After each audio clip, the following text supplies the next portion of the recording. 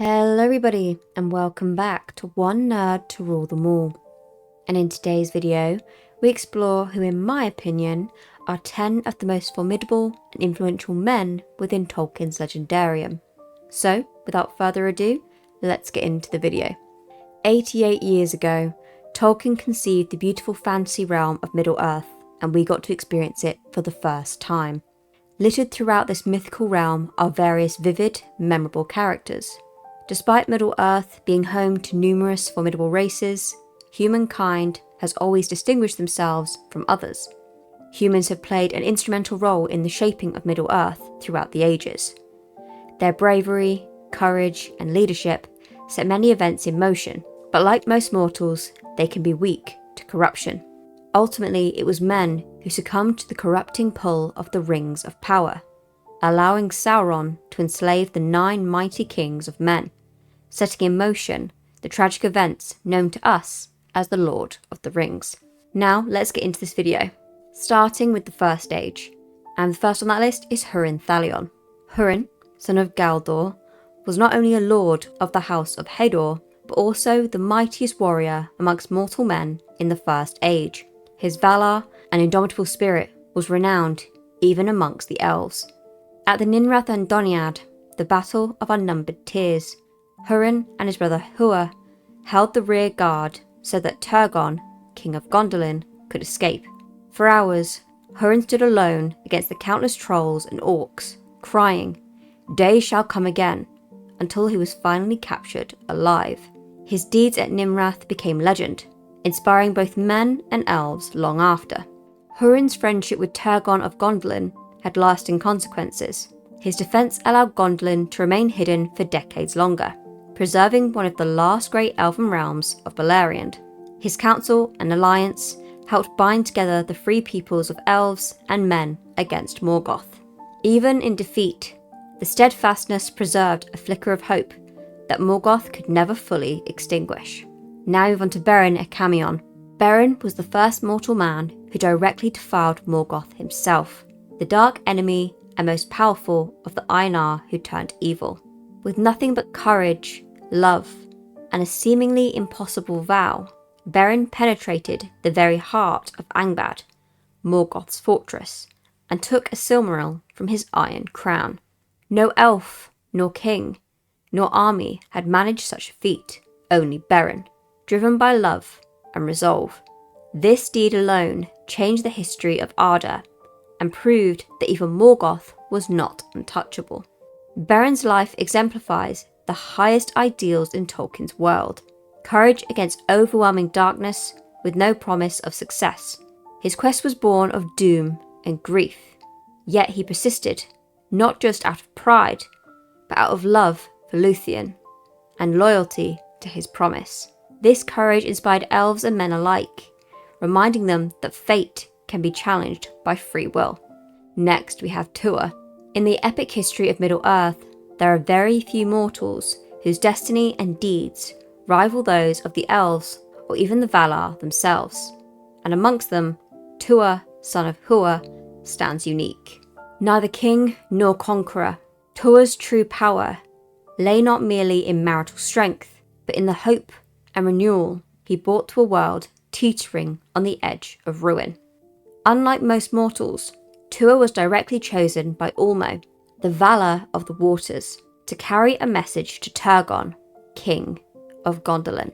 This is an extraordinary thing, a mortal man becoming the trusted messenger of a divine being.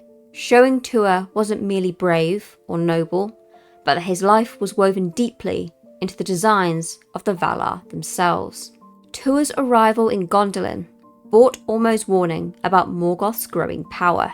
While Turgon ultimately ignored Ulmo's counsel to abandon the city, Tuatha's influence still had profound effects. His words helped Turgon complete the secret tunnel, Idril's plan, that would later save many during Gondolin's fall. He sowed seeds of caution and foresight in Idril, leading to the escape of survivors. Without Tuatha, Gondolin's destruction would have likely been absolute, and hope for Middle-earth would have been extinguished. Now we move on to the Second Age, starting with, of course, Isildur. Isildur, together with his father Elendil and brother Anarion, founded the realms of Arnor in the north and Gondor in the south, after the fall of Númenor. He was instrumental in building the strength and identity of the Dúnedain in exile, preserving Númenorian culture, language, and legacy. After Anarion's death, Isildur became the High King of Gondor and Arnor, uniting the two great kingdoms of men. Through him, the line of the kings of Arnor, and eventually Aragorn's line, descended. Before the foundlings of the realms in exile, Isildur performed one of the most daring, consequential deeds in Númenor's last days. At great personal risk, he stole a fruit from the White Tree of Nimloth, preserving its line from the destruction by Sauron and corrupting King Ar-Pharazôn. From this fruit grew the White Tree in Minas Tirith, a living symbol of hope and continuity. This single act kept alive one of the holiest and most iconic symbols in Middle-earth. At the end of the Second Age, Isildur fought beside Elendil and Gil-galad in the last alliance of elves and men. After Sauron killed Elendil and Anarion, Isildur cut the One Ring from Sauron's hand, using the shards of his father's sword, Narsil, defeating the Dark Lord and ending the Second Age. Yet, Isildur chose to keep the ring instead of destroying it, claiming it as Weirgild for the deaths of his kin. This single choice set in motion the survival of Sauron's spirit, the eventual corruption of Gollum, the tragedy of the Third Age, and the War of the Ring. But it also preserved the ring long enough that it could finally be destroyed by Frodo, allowing evil to be defeated for good. Thus, Isildur's influence, for good and ill, extended thousands of years beyond his life. Next, we have Elendil.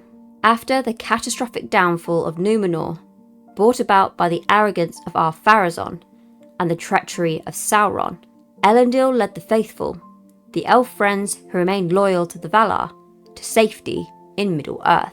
There, Elendil founded two great kingdoms of men, Arnor in the north, where he ruled directly as High King, and Gondor in the south, ruled jointly by his sons Isildur and Anarion. These realms preserved the culture and the language and the wisdom of Númenor, allowing the legacy of the Dúnedain to endure. Without Elendil, the last hope and memory of Númenor would have likely perished. Even before Númenor's fall, Elendil stood out as a leader of the faithful Númenorians, those who refused to worship Morgoth or turn away from the Valar. He kept alive the ancient friendship between elves and men. This loyalty helped preserve the culture and spiritual strength of his people. His moral courage shaped the identity of the Dúnedain and safeguarded the noble heritage of Númenor from total ruin. In the Second Age's climactic event, Elendil formed the last alliance of elves and men, with High King Gil-galad of the elves. Together, they gathered an army that marched into Mordor and besieged Barad-dûr for 7 years. Elendil fell heroically in single combat with Sauron besides Gil-galad, but their sacrifice enabled Isildur to take up Narsil and cut the One Ring from Sauron's hand. By uniting the elves and men, Elendil helped overthrow the Dark Lord and ended the Second Age, delaying Sauron's return for thousands of years. Now we move on to the Third and Fourth Age consecutively, beginning with Prince Imrahil. Imrahil is the Prince of Dol Amroth, a coastal fief in southern Gondor, famed for its hardy noble knights, its elven ancestry, and its loyal marital strength. Dol Amroth was almost a kingdom within Gondor, and Imrahil's authority extended over large strategic lands critical to Gondor's defence. In the War of the Ring, Imrahil led his knights to Minas Tirith, arriving in time to help bolster its defence before the siege of Gondor. During the Battle of the Pelennor Fields, he personally led a charge that saved countless lives. He commanded the city's forces after Denethor's death, and before Aragorn's arrival, acted as de facto ruler of Gondor in its darkest hour. Tolkien presents Imrahil as a lord whose courage, tactical sense, and calm under pressure played a crucial role in Gondor's survival.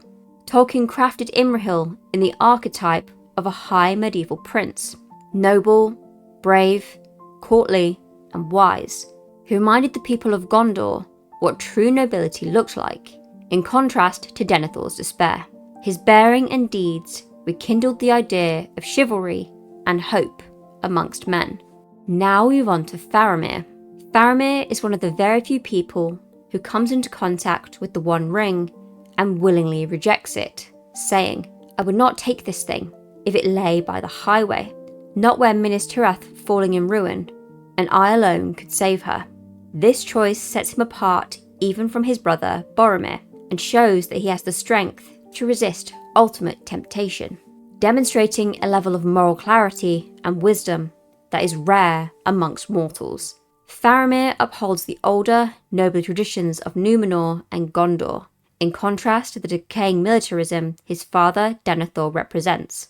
He values knowledge, law, peace, and mercy, echoing the ethos of Elendil and the ancient kings. Tolkien himself noted that Faramir resembled what he himself would be in Middle-earth. Although not part of the Fellowship, Faramir directly influences Frodo and Sam's journey. He allows them to go free with knowledge of the ring, and without his mercy, the quest could have failed or been delayed fatally. That pivotal decision makes him essential to the ring's destruction, albeit indirectly. Faramir's influence lies in who he is, not just what he does. He embodies the mortal consciousness of men, offering a glimpse of what mortal greatness can look like without pride, ambition, or corruption.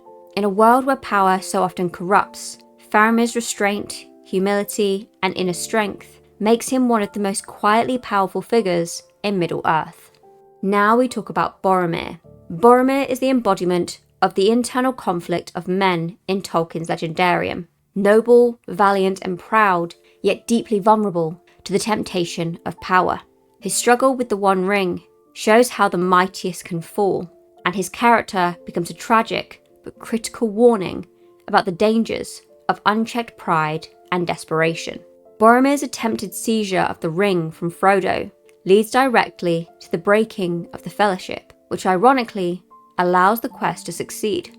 While his action is a mistake, it causes Frodo to go on alone, a pivotal moment in the story. His personal failure redirects the course of the quest of the ring. Boromir dies defending Merry and Pippin, redeeming himself through sacrifice. His death is one of the most powerful scenes in The Lord of the Rings, and it marks the point where Aragorn fully steps into his role as leader. Boromir's final words also serve to acknowledge Aragorn's claim as king, which is no small moment. He says, "I would have followed you, my brother, my captain, my king." His humility in death helps solidify Aragorn's authority and reaffirms the hope of men. Next, we talk about Theoden. When we first meet Theoden, he is broken and passive, under the sway of Grima Wormtongue and Saruman's manipulation. But with Gandalf's intervention, Theoden awakens. "I will not be a dotard sliding gently downhill in the twilight of my people." His decision to rise and fight reinvigorates Rohan. His leadership saves his kingdom from decay, both physically and spiritually. Theoden's defense at Helm's Deep, alongside Aragorn, is a pivotal victory against Saruman's forces. His courage under siege, riding out into near-certain death, leads to one of the great military turning points in the war. The Rohirrim's survival ensures Gondor will have allies at its most desperate hour. Theoden leads the riders of Rohan to the defence of Gondor, honouring his oath. His charge onto the Pelennor fields is one of the most iconic and emotional moments in the story. "Arise, arise, riders of Theoden, fell deeds awake, fire and slaughter. Spears shall be shaken, shields will be splintered, a sword day, a red day, ere the sun rises." His leadership and death inspires a rout of the enemy and saves Minas Tirith from destruction. His sacrifice creates the conditions for Sauron's eventual defeat. Theoden is influential because he rises from weakness to heroic greatness, leading his people with honour and facing death with dignity. His leadership ensures Rohan's critical role in defeating Sauron's armies, and his personal redemption story is one of Tolkien's most human, noble, and moving arcs. He is the last great king of the old world, and through him, Tolkien shows that even in darkness, an aging man can reclaim greatness and lead others into the light. And finally, I cannot talk about great men of Middle-earth without talking about King Elisar himself, Aragorn. Aragorn is the direct descendant of the kings of Númenor, heir to both the throne of Gondor and Arnor, uniting the divided realms of men. His lineage gives him both legitimacy and a burden to redeem the failures of his ancestors, particularly Isildur, who failed to destroy the ring. Aragorn never seeks power for its own sake. He spends much of his life in obscurity, serving as ranger, protector, healer, and guide, not as a king. His long years in the wild and his refusal to take the ring shows that he masters himself before seeking to lead others. I do not love the sword for its sharpness, nor the arrow for its swiftness, nor the warrior for his glory. I love only that which they defend. As the War of the Ring unfolds, Aragorn gathers and leads a coalition of elves, men, and dwarves. His leadership at Helm's Deep, the Paths of the Dead, and the battle at the Pelennor Fields ensure that the West does not fall before Frodo can complete his quest. His decision to march on the Black Gate, knowing it's likely a trap, is an act of pure strategic sacrifice, drawing Sauron's eye away from Frodo. Tolkien's kingship is not about domination, but self-sacrifice, healing, wisdom, and humility. Aragorn is a warrior and a healer, a poet and a commander. The houses of the healing scene, where the hands of the king are the hands of the healer, shows that his power is restorative, not destructive. Aragorn is a bridge between the mystic path and the mortal future. He walks amongst elves and Dúnedain, yet rules over common men. His marriage to Arwen, the last great bond between elves and men, symbolically closes the first and second ages, allowing the fourth age, the age of men, to begin. That brings us to the end of today's video. I really hope you enjoyed this little deep dive.